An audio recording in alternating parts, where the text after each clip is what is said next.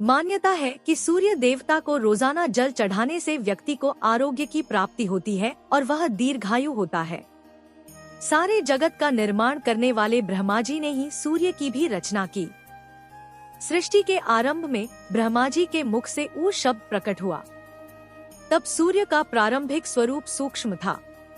उसके बाद भू, भुव और स्व शब्द उत्पन्न हुए। ये तीनों पिंड के रूप में विलीन हुए तो सूर्य को स्थूल स्वरूप मिला। इसके पश्चात ब्रह्मा जी के 4 मुखों से वेदों की उत्पत्ति हुई जो इस तेज रूपी ऊ स्वरूप में जा मिले। फिर वेद स्वरूप यह सूर्य ही जगत की उत्पत्ति, पालन व सहार के कारण बने। मान्यता तो यह भी है कि ब्रह्मा जी की प्रार्थना पर ही सूर्य देव ने अपने महातेज को समेटा व स्वल्प तेज को धारण कर लिया। एक अन्य पौराणिक कथा के अनुसार सृष्टि के विस्तार के लिए ब्रह्मा जी ने दाएं अंगूठे से दक्ष और बाएं अंगूठे से उनकी पत्नी को उत्पन्न किया। दक्ष के 13 कन्याएं हुईं। दक्ष की 13वीं कन्या का विवाह ब्रह्मा जी के पुत्र मारीची से हुआ। मारीची से कश्यप उत्पन्न हुए, जो सप्त ऋषियों में से एक हुए। रथ सप्तमी को बन रहे हैं, शुभ संयोग, सफलता के लिए करें ये काम। कश्यप का विवाह अदिति से हुआ।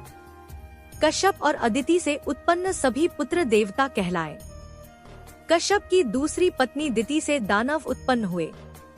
दानव सदैव देवताओं से लड़ते रहते थे। एक बार दैत्य दानवों ने देवताओं को भयंकर युद्ध में हरा दिया। देवताओं पर भारी संकट आन पड़ा। देवताओं की हार से देवमाता अदिति बहुत दुखी हुई। देवताओं के कल्याण के लिए वह सूर्यदेव की उपासना करने लगी। उनकी तपस्या से सूर्यदेव प्रसन्न हुए और पुत्र रूप में जन्म लेने का वरदान दिया। कुछ समय पश्चात उन्हें गर्भधारण हुआ।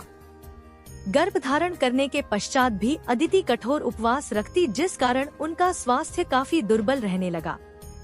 महर्षि कश्यप इससे बहुत चिंतित हुए और उन्हें समझाने का प्रयास किया कि संतान के लिए उनका ऐसा करना ठीक नहीं है। लेकिन अदिति ने उन्हें समझाया कि हमारी संतान को कुछ नहीं होगा, ये स्वयं सूर्य स्वरूप है। समय आने पर उनके गर्भ से एक अंड उत्पन्न हुआ, जिससे एक तेजस्वी बालक ने जन्म लिया और वह मर्तंड कहलाए। मार्तंड सूर्य के कई नामों में से एक है। यह देवताओं के नायक बने व असुरों का संहार कर देवताओं की रक्षा की। अदिति के गर्भ से जन्म लेने के कारण इन्हें आदित्य भी कहा गया है। पुराणों के अनुसार माघ मास की शुक्ल पक्ष की सप्तमी तिथि को सूर्यदेव की रोशनी पहली बार पृथ्वी पर पड़ी।